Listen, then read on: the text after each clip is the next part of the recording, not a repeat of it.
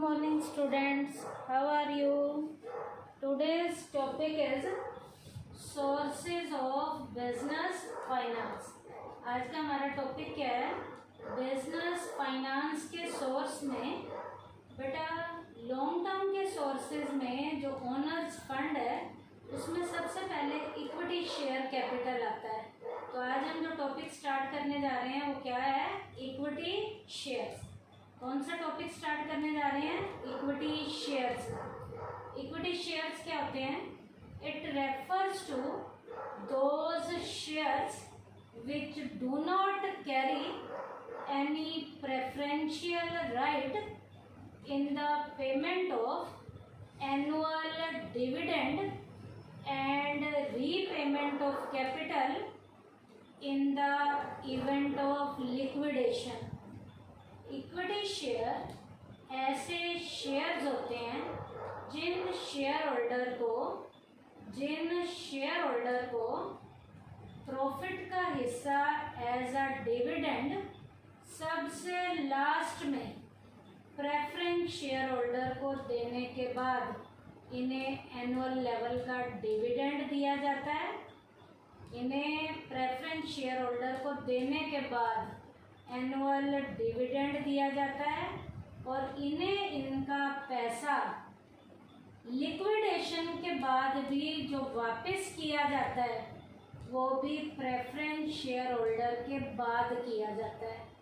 इसका मतलब इन्हें इक्विटी शेयर होल्डर को एनुअल डिविडेंड को लेने का राइट प्रेफरेंस शेयर से पहले नहीं है और इन्हें इनका पैसा रिफंड भी सबसे बाद में किया जाता है।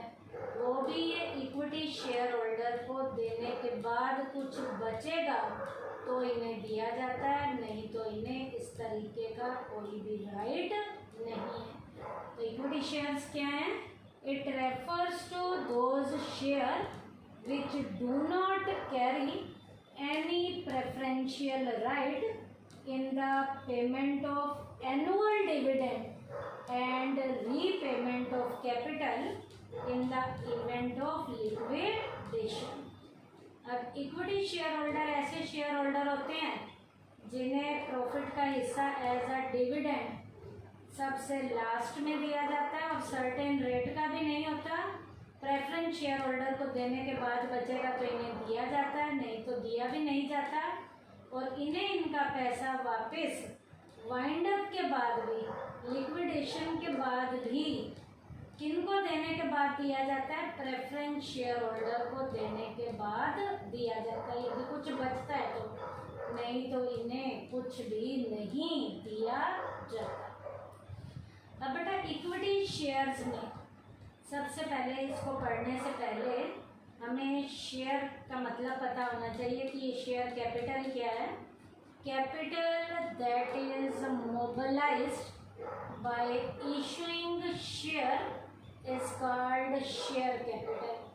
जो पैसा बेटा शेयर्स में इशू किया जाता है, लगाया जाता है, जो पैसा शेयर्स को इशू करने में लगाया जाता है उस कैपिटल को कौन से कैपिटल कहा जाता है? शेयर कैपिटल कहा जाता है। क्या? Capital that is mobilised by issuing share is called share capital. उसके बाद बेटा maximum amount of capital to be obtained by issuing share is mentioned in the memorandum of association of each company. हर company के memorandum of association में mention किया जाता है कि वो कंपनी मैक्सिमम कितने अमाउंट तक की कैपिटल को इशू कर सकती है। ये जितनी वो करती है कैपिटल इशू वो कंपनी के किस में बताया जाता है? मेमोरेंडम ऑफ एसोसिएशन में बताया जाता है।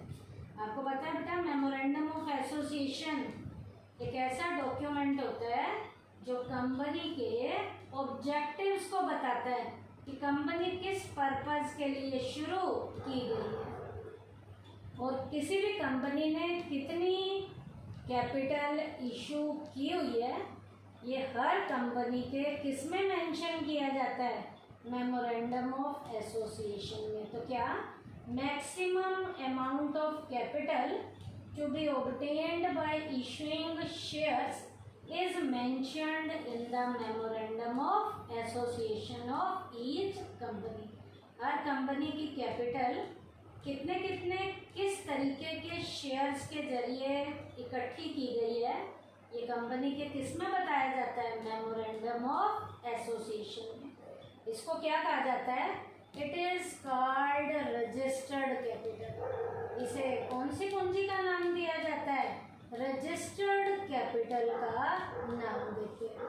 अब बेटा वही रजिस्टर्ड कैपिटल जो मेमोरेंडम ऑफ एसोसिएशन में बताई गई है कि कितनी कितनी किस शेयर को इशू करके की गई है, this registered capital is divided into small units of a given amount. ये रजिस्टर्ड कैपिटल जो है दिए गए अमाउंट के छोटे छोटे शेयर्स में, यूनिट में डिवाइड की जाती है। छोटे छोटे यूनिट्स में इस रजिस्टर्ड कैपिटल को डिवाइड किया जाता है। Each small unit of the registered capital, इस रजिस्टर्ड कैपिटल के हर छोटी यूनिट को क्या कहते हैं, इज कॉल्ड अ शेयर। क्या this registered capital is divided into small units of a given amount. Such small unit of the registered capital is called a share। ये registered capital जो given amount की है, इसे बेटा छोटे units के अंदर डिवाइड किया जाता है। हर छोटे यूनिट को जो हमारी रजिस्टर्ड कैपिटल का है, उसे हम किसका नाम देते हैं, शेयर का नाम देते हैं। अब यहाँ पर एक एग्जाम्पल के जरिए भी बताया जा सकता है कि कैसे। फॉर एग्जाम्पल आप बताओगे, if the registered capital of the company is ₹1 lakh. यदि कंपनी की रजिस्टर्ड कैपिटल कितनी है, 1 लाख रुपए है, and the same is divided into 10,000 parts of ₹10 each. 10,000 को 10 यूनिट में डिवाइड किया गया। समझ, 10,000 शेयर थे, एक शेयर की वैल्यू कितनी है, 10 रुपये। तो 10,000 multiply 10 is equal to 1 lakh. Then each such 10 rupee part is called क्या, share. Each 10 rupee part is called share. इसका मतलब कंपनी की एक रजिस्टर्ड कैपिटल कितने छोटे छोटे पार्ट्स में डिवाइड होती है, उस छोटे पार्ट को किसका नाम दिया जाता है, शेयर। जैसे कंपनी की रजिस्टर्ड कैपिटल कितनी है, 1 लाख रुपए है, इसे 10,000 शेयर्स में डिवाइड किया जाए और एक शेयर की वैल्यू कितनी है, 10 रुपये। तो 10,000 multiply 10 is equal to 1 lakh. तो ये 10 जो छोटा पार्ट है, जो 10 रुपीज है, इसे किसका नाम देते हैं, शेयर का नाम देते हैं। उसके बाद capital collected by issuing equity share is called equity share capital. Equity share को इशू करके जो कैपिटल कोलेक्ट की जाती है, किन्हें, इक्विटी शेयर को मार्केट में इशू किया जाता है। और इक्विटी शेयर को इशू करके जो कैपिटल हम इकट्ठी करते हैं, उस कैपिटल को कौन सी कैपिटल का नाम दिया जाता है, इक्विटी शेयर कैपिटल का। In its absence no company can be conceive. इस कैपिटल के बिना किसी भी कंपनी का उद्गम नहीं होता। इस कैपिटल के बिना किसी भी कंपनी की उत्पत्ति नहीं होती। किसी भी कंपनी की पैदाइश नहीं होती। इस कंपनी को इशू करने के बाद ही कंपनी जो है कंसीव कर सकती है। In its absence no company can be conceive. Next, those investors to whom equity shares are issued called equity shareholders। जिन निवेशकर्ताओं को इक्विटी शेयर इशू किए जाते हैं उन इन्वेस्टर्स को इक्विटी शेयर होल्डर का नाम दिया जाता है। जो इन्वेस्टर इक्विटी के शेयर खरीदते हैं उन शेयर होल्डर को इक्विटी शेयर होल्डर कहा जाता है। Those investors to whom equity shares are issued called equity shareholders। They are the legal owners of the company। यही इक्विटी शेयर होल्डर कंपनी के लीगल लेवल के ओनर होते हैं। Legal level के owner का मतलब असली मालिक यही इक्विटी शेयर होल्डर होते हैं। Equity share holder are the legal owners of the company. ये कंपनी के लीगल लेवल के ओनर्स होते हैं। कंपनी के असली मालिक इक्विटी शेयर होल्डर होते हैं। They have the full right to vote in the meetings of the company. Equity share holder को कंपनी की मीटिंग में वोट डालने का फुल्ली राइट होता है, पूरा अधिकार होता है। कंपनी की मीटिंग में वोट डालने का full right equity share holders को होता है। ये कंपनी की मीटिंग में वोट डालेंगे, 1 member 1 vote.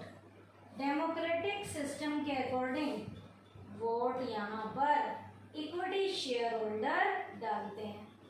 They appoint the directors who run the company। Equity share holders directors को टाइमली अपॉइंट करते हैं और ये डायरेक्टर्स ही कंपनी को चलाने का काम करते हैं। They appoint the directors who run the company। Equity share holders directors को अपॉइंट करते हैं और ये डायरेक्टर्स ही कंपनी को चलाने का काम करते हैं।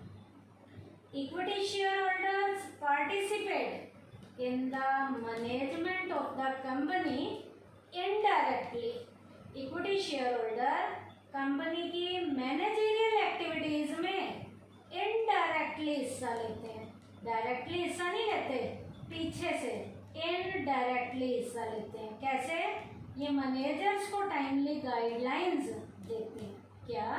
Equity share holders participate in the management of the company indirectly। Equity share holder company की मैनेजरियल एक्टिविटीज में डायरेक्टली अपना पार्टिसिपेशन नहीं देते, ये इनडायरेक्टली अपना क्या देते हैं? पार्टिसिपेशन देते हैं। क्यों? क्योंकि इक्विटी शेयर होल्डर पता नहीं कहाँ कहाँ संसार के किस कोने में बैठे हुए हैं, तो रोज रूटीन की एक्टिविटीज में तो आ नहीं सकते, तो दूर से बैठे हुए ये मैनेजर्स को क्या देते हैं? गाइडलाइंस देते हैं। The rate of dividend on equity shares is not certain. Equity share holders को डिविडेंड का शेयर कभी भी सर्टेन रेट से नहीं मिलता। इक्विटी शेयर होल्डर्स को डिविडेंड अनसर्टेन रेट से मिलता है।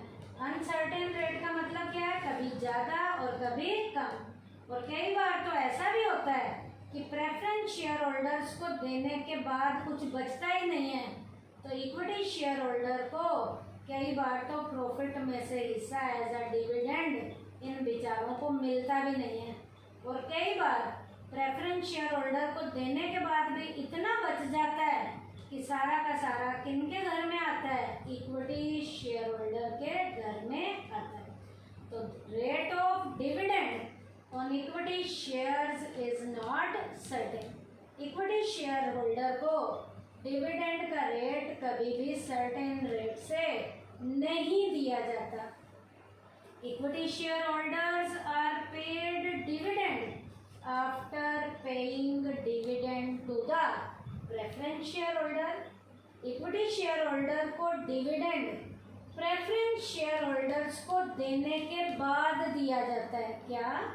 Equity share holders are paid dividend after paying dividend to the preference share holder. Equity share holder को डिविडेंड प्रेफरेंस शेयर होल्डर को देने के बाद दिया जाता है। यदि कुछ बचता है तो दिया जाता है, नहीं तो इनको डिविडेंड बेचारों को कई बार मिलता भी नहीं है।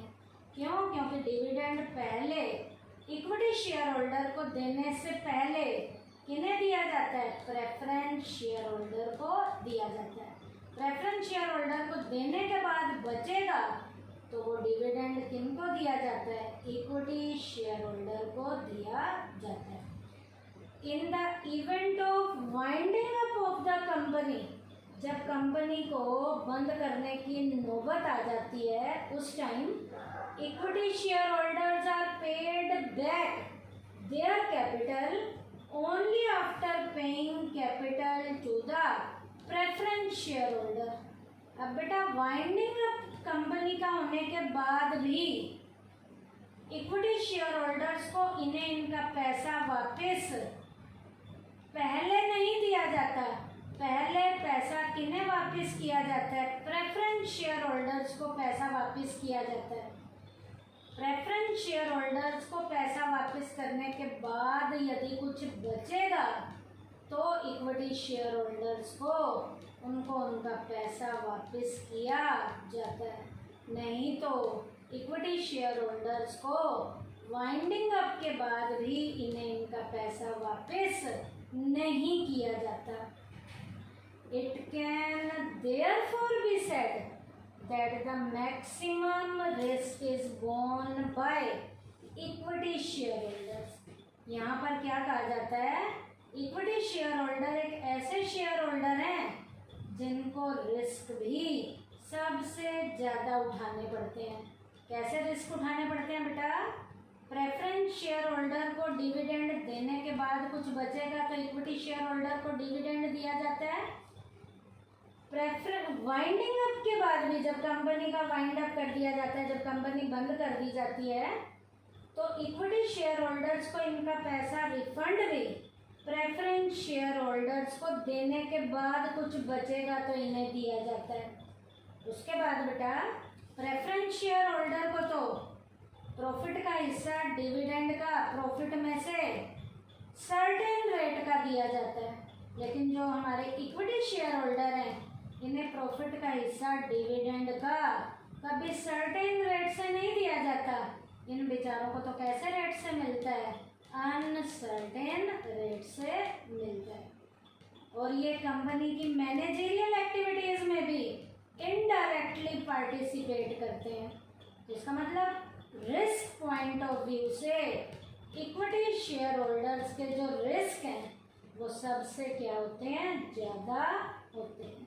तो आज के टॉपिक में हमने सोर्सेज ऑफ बिजनेस फाइनेंस में कौन से शेयर के बारे में पढ़ा है? इक्विटी शेयर्स के बारे में पढ़ा। इक्विटी शेयर के बाद मीनिंग के बाद शेयर कैपिटल का मीनिंग बताया मैंने।